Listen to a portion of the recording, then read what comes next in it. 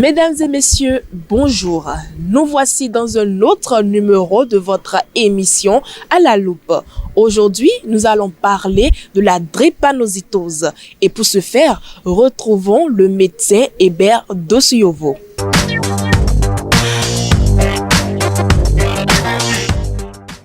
La drépanocytose est une maladie héréditaire due à la présence d'une hémoglobine anormale S dans le sang.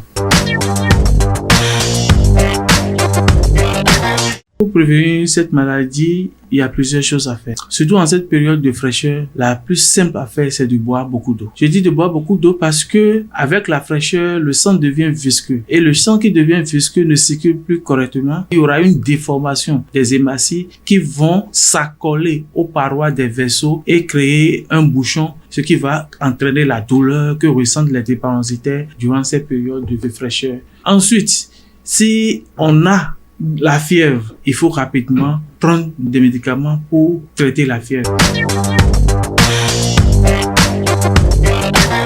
La drépanocytaire peut vivre aussi longtemps qu'une personne qui n'est pas drépanocytaire. Tout dépend de comment la prise en charge se fait au niveau de cette drépanocytaire. Donc, moins le malade fait des crises, plus sa durée de vie est prolongée.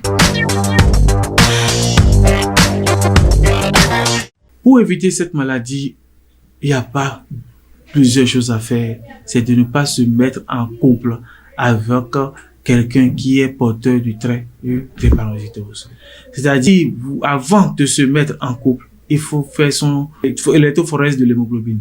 Et si vous êtes AS ou SS, il faut pas se mettre avec quelqu'un qui a un S dans son organisme aussi. Il faut privilégier quelqu'un qui est homozygote AA, c'est-à-dire celui qui n'a pas du tout de trait de la maladie dans son organisme. Mais si vous êtes AS et que vous vous mettez avec quelqu'un qui est aussi AS, vous avez 25% de chance de donner un enfant qui va faire sérieusement la maladie, et vous avez 50% de chance de donner des enfants qui auront encore le trait de la drépanocytose, qui pourront le transmettre encore à leurs enfants.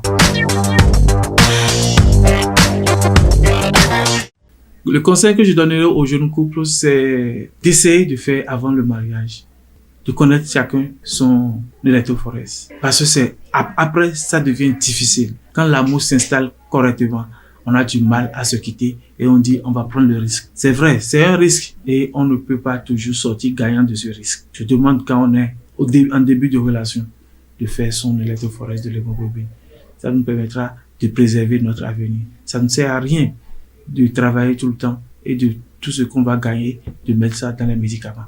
Ça ne sert à rien de ne pas aller au boulot, mais d'être tous les jours, ou pratiquement 6 mois sur 12, à l'hôpital pour prendre en charge d'un enfant qui n'a pas demandé à souffrir de cette maladie.